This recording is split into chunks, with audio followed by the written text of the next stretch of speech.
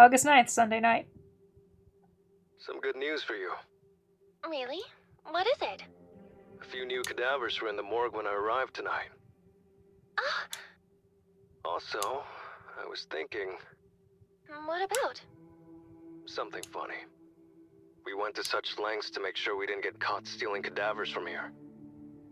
And? Well, it's amusing that the entire place was ransacked by the human removal service, but no one ever investigated. No one here seemed to really care. We tried so hard to cover our tracks, being careful about every single corpse we lifted. Then those assholes just waltzed in and stole everything without any repercussions. Yeah, It makes me sick. I want to bring them down. yeah. Anyway, how many bodies came in today? 4. Not a great deal, but a start. Give it a week or two, and this place should be packed once more. Okay, good. Thanks for letting me know. Of course. See you. Later. Since I've already cataloged the new arrivals, I figure I can relax for the rest of my shift. I plant myself on an uncomfortable steel chair parked near the morgue's entryway. A few months later, I'm lost within the flashing lights from my phone screen. Don't know how long I zoned out for, but when I came to, Noriko's name is emblazoned across my screen. Strange for her to call me now, since we spoke just before. Yo, You're not going to believe this. try me. Somebody requested a death. That explains the excitement in her voice. Rats. It's been a while. It's been far too long. Excuse me. I thought we were done for. I thought Corpse Girl's website had fallen into obscurity. Happy for you. Kojiro, we can't let this slip through our fingers. We need a victory here. This new request has to be fulfilled immediately. I want this victim to die with a bang. I want his death to propel Corpse Girl's name back into the limelight. Roger. Awaiting your orders. I'm sending you the Vic's photo. Get me a corpse that matches his appearance, just like usual. Only got a handful of bodies here, remember? Going to be a long shot. Do whatever the fuck you have to do.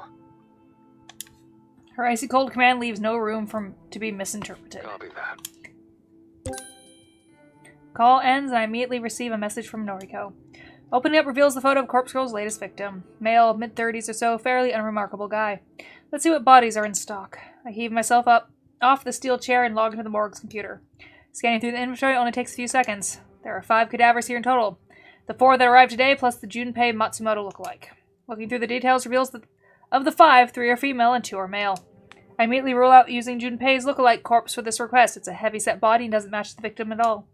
I'll need to take a look at the other male, but I don't like the odds of finding a match. I navigate to the cold chamber and open up the catch, housing the corpse in question. The cold air spewing forth from the open compartment fogs up my glasses. I calmly remove them, wipe them against my coat, and return them to their rightful place.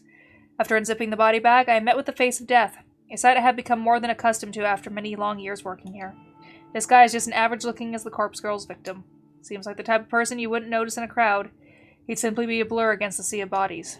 Might be exactly what we need. I compare his features to those of the victim of the photo. He looks similar. Couldn't exactly mistake him for a relative, but maybe with a bit of Noriko's makeup handiwork, he might pass off as a close enough copy. Only one problem. Unzipping the body bag further reveals that this guy only has one arm. His left arm has been severed just below the elbow, leaving a surgical stump. It's something that he has clearly lived with for years, because the area in question is clean. Probably had a prosthetic limb before being moved to the morgue. This particular feature is a deal-breaker, too hard to convince the victim that his own corpse is missing if it's missing a limb. Although, perhaps Noriko could factor the missing limb into the cause of death. If I bloodied the stump a bit, it could be made to look like he lost an arm before he died. I reach for my phone and call Noriko back, getting sick of the chit-chat. You find a suitable corpse? Almost. Got a guy about the same age and build. Plain face. Needs some work, but could do the job. Great! I'll send Tomoe over with the van right away. Just one thing.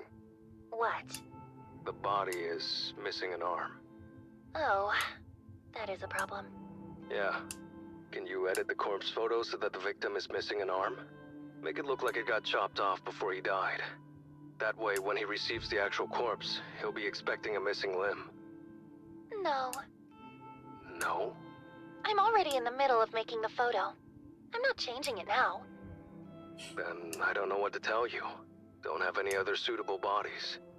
Make it work, Kojiro. Yeah, venomous What tone can I again. do? Not going to roam the street and kill someone that looks like the Vic. Come up with something else then. Hell, chop your own arm off and attach it to the corpse. I don't care what you do. But I need the body within the hour. If you let me down, I'll never be with you. Our relationship is tied to Corpse Girl's fate. If you let her down, you'll let me down. And I don't like being let down. My phone beats twice as if to protest Noriko's abruptly ending the call. Fantastic. Yeah. She likes backing me into corners. What am I supposed to do? It's clear that she doesn't really have any intention of being with me. She's using me, dangling the promise of something I desire right in front of me. And yet, I need to have her. I need to prove to her that she should be with me. I lower my glasses and gently rub the brow with my fingers. Shit. I've got an idea. But I can't believe I'm about to do this. I slide my glasses back up and adjust them so they're comfortable once more. I fetch the mobile mortuary lift and angle it underneath the tray protruding from the open cold chamber. With a great deal of effort, I detach the tray from the chamber. It rests upon the top of the mortuary lift, allowing me to wheel the corpse across the morgue. After pushing it halfway across the open room, I let the wheels come to a stop directly underneath one of the ceiling's glaring fluorescent lights. With that done, I turn and rummage around in the cabinet. I sort through a number of tools until I find what I'm looking for. Clutching the sterile implement in a shaking hand, I return to the corpse lying atop the steel tray. I roll up the sleeve on my coat. Oh, don't you do it! Here goes. No. No. No.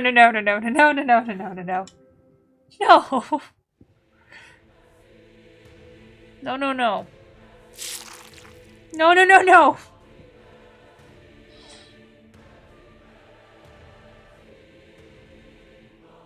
When the metal bone saw digs into the soft flesh of my arm, I have to grit my teeth to refrain from screaming. I angle the blade so that it cuts away from the elbow. Need to leave that intact. The cutting process is pure agony. To prevent myself from passing out, I keep my breath steady and try to focus on something simple. Something my brain can handle while aflame with pain. I begin to count. 1, 2, 3. I count the seconds that it takes for the jagged metal saw to reach bone. 15, 16. Still just flesh and muscle and blood spurting down my coat. 20, 21.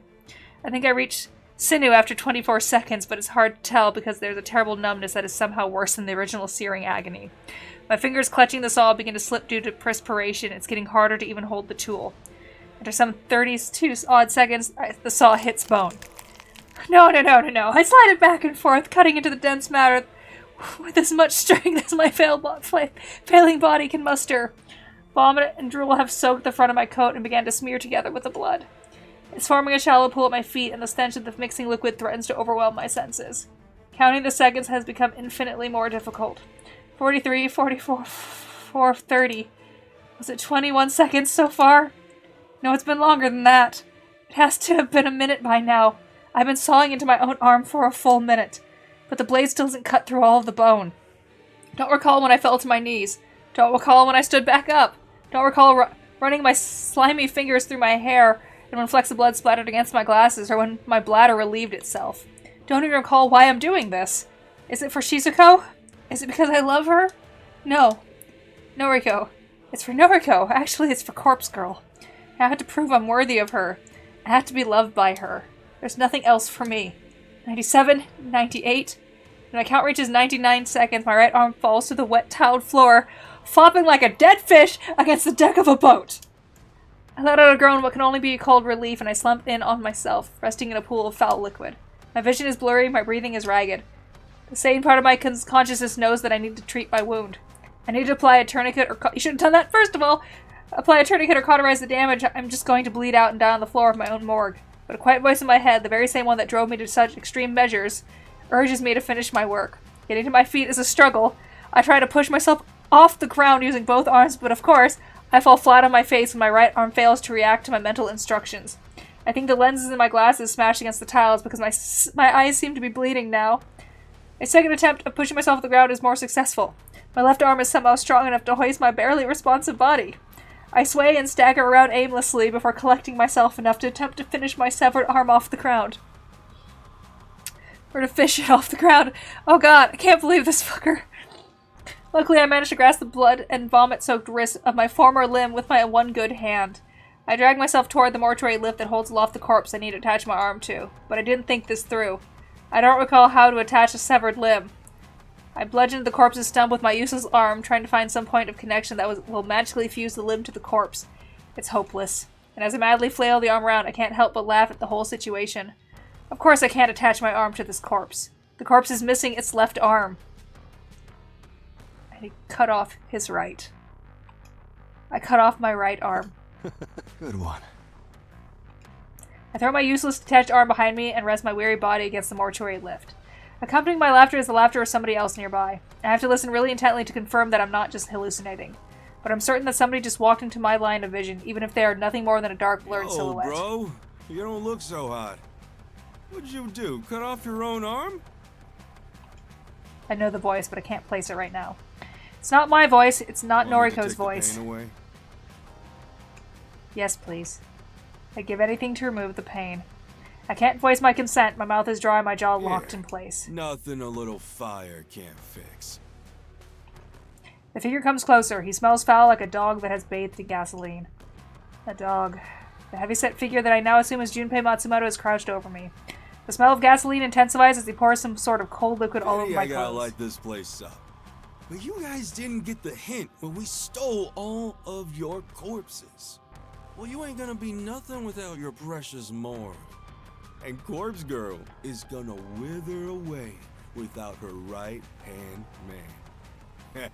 Right hand. Get it, Kojimbo? The way he deliberately mispronounces my name really bothers me. It bothers me so much that the anger boiling inside me gives me the strength to open my mouth once more. Kojiro. Sure, bro. Sleep tight. The dog lifts his body and disappears into oblivion beyond my sight.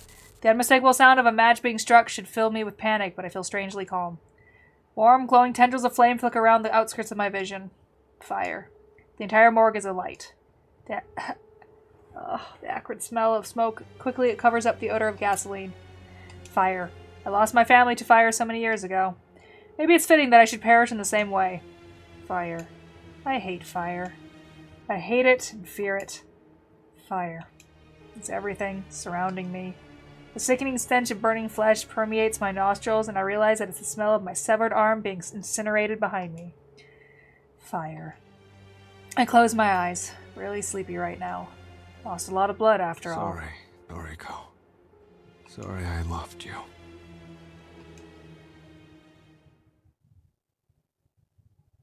What the fuck? I'm gonna guess we're going into Act 3. Jesus Christ. That was a very sudden, psychotic turn of events.